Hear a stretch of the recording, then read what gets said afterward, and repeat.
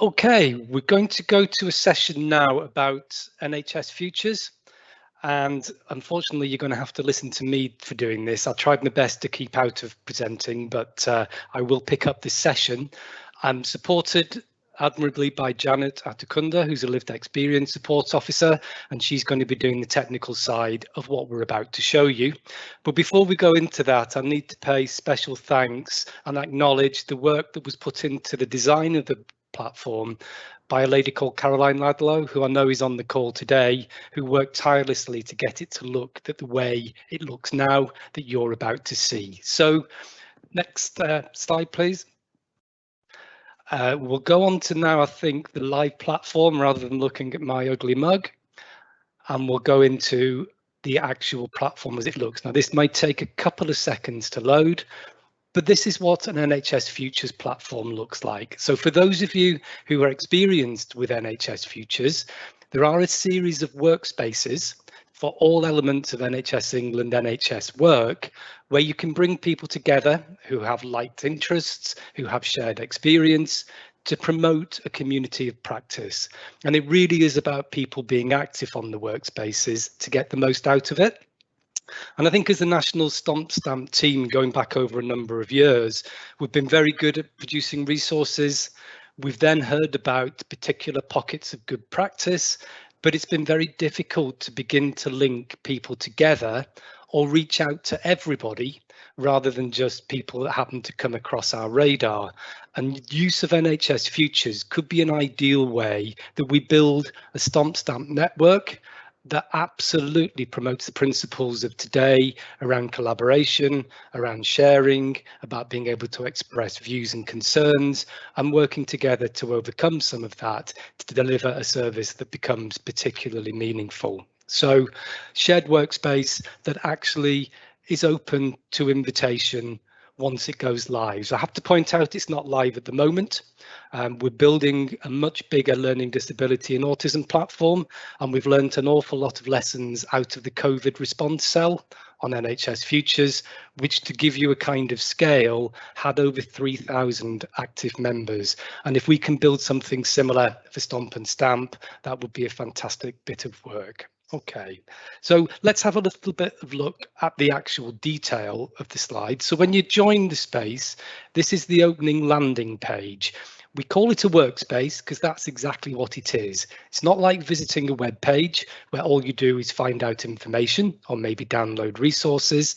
This particular workspace can be active, and this is what we promote. So we'll have a look at this in a little bit more detail. So down the left hand side, we have 5 blue buttons. These are all links to various aspects of the work of Stomp and Stamp. And for people who've been with us for the length of today, you will see that many of the sessions are reflected under those banners. And that's because those are our key priority areas in delivering the Stomp Stamp agenda across all services. So let's have a quick look at what this may look like in practice and go into primary care. Thanks, Janet. Immediately it subdivides into a whole list of links, some of which may be resources that people are more than free to come and use and take away in their practice, but also it's guidance and advice. And this is what we need to build. Clearer guidance, advice and support for people who may be starting the work or who may be fearful about starting the work, particularly in primary care, as Nigette highlighted earlier. So if we click into advice for prescribers, this will take you through to a whole raft of additional information about what you need to consider if you want to think about Stomp Stamp service in primary care and to challenge medication with a view that it may be inappropriate or to test out whether it is still appropriate.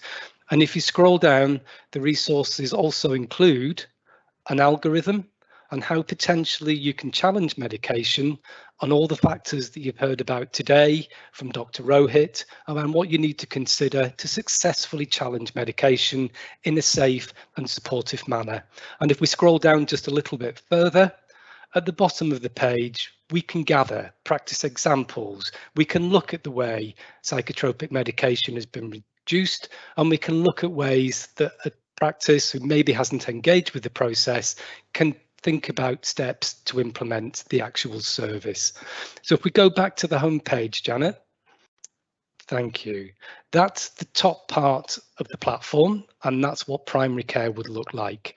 If we look at primary care again, we can add in as many sessions or sections as we would like to for what could be active collaboration spaces. And at the bottom there, we've highlighted a link that could be primary care network pilot collaboration space. So any work that may happen in the future, this is where people on pilots can share in a private workspace what they're doing. They can ask questions of each other, they can share resources, and they can develop resources in lifetime on the platform. And this is what STOMP has needed since it started 5-6 years ago. Thanks, Janet. If we scroll down the page to the next section, those are the 5 working areas. We then come to a very easy to navigate, very colourful section around potential resources and other links that you may find useful around the wider STOMP agenda. So if we have a look, say, at the education and training section, what Caroline has very kindly done for us so far is set up links by profession for all the education and training that may be available for those particular professionals. And this is really key because so many people who've never engaged with STOMP and STAMP will come back and say, tell me what I need to do. What do I need to know? And the NHS England team are not about promoting or developing new resources when we know there's some fantastic resources already available.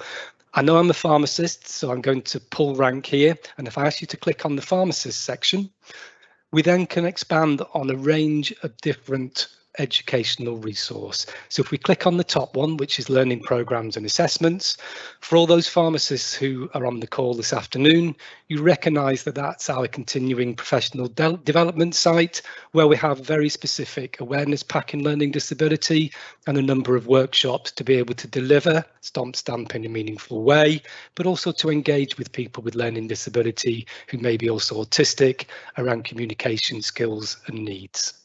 Thank you, Janet. If we go back.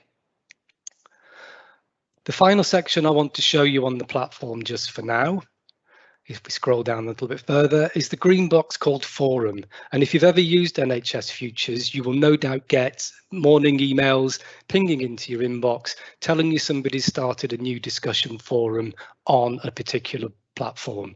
If you become a member of STOMP, you will receive notifications around all the traffic of what people are asking and what people are promoting with STOMP and STAMP. And it's very easy to use. So if we have a look here, we had a read this discussion. Myself and Janet just set up an example last week where Janet asked, she's a practitioner in the community treatment team, has anybody out there got resources or guidance? That message will have gone to every single member of the STOMP workspace. I've been able to reply, so I picked up a reply where I can actually point out I do particular work that looks like this. Here are some resources that I use that you may find beneficial, but also I can then begin to link in other colleagues who I know are working in a similar way, such as a colleague that I have in Newcastle and I work in Sunderland. And suddenly the network begins to build. Suddenly we're linking people who have similar interests, similar experiences, or are able to answer other people's questions to allow them to understand the work in a more detailed manner. So thanks, Janet. If we come off the platform there and go back to the next slide. If you've never been a member of Futures before, I guess what would be fairly useful is to tell you that there is a way to sign up to NHS Futures. And Zara, we should have it on the slide. Thank you. Just back. That's it. So for anybody, particularly if you have an nhs.net email address, it's very easy to register on the site and the link is there for you to use. You will then receive notification that you're allowed to join Futures, and then you can begin to search as you would on Google around all the current workspaces so you can pick the ones of interest. As I highlighted, if you Google STOMP and STAMP, if you search for STOMP and STAMP, you won't find it at the moment until it goes live. But if you're a member of Futures, the minute it does go live, we can start to ensure people know about it and people can begin to join. Okay, it is open to invitation for anybody else, so you don't necessarily have to have an nhs.net email address, so it can be open to other people to join. And we will have a number of workspace managers who manage access to the site and also monitor the site. It is an open space, but we do need to have clear governance principles around it to make sure the content's always appropriate, as is the conversations within the forum. But we really do promote the concept of sharing and joining. Next slide, please. So finally, to finish off and sum up, oh no, sorry, back one. It's all about collaboration. It's all about being active. It's all about bringing together like-minded people in a way that we've never been able to do before. So watch this space through all your networks, because we will release communication when the STOMP Live platform is launched, and we will invite people to get onto the platform, to register, but more importantly, to share and collaborate. So all I can say is thank you for listening and happy futures.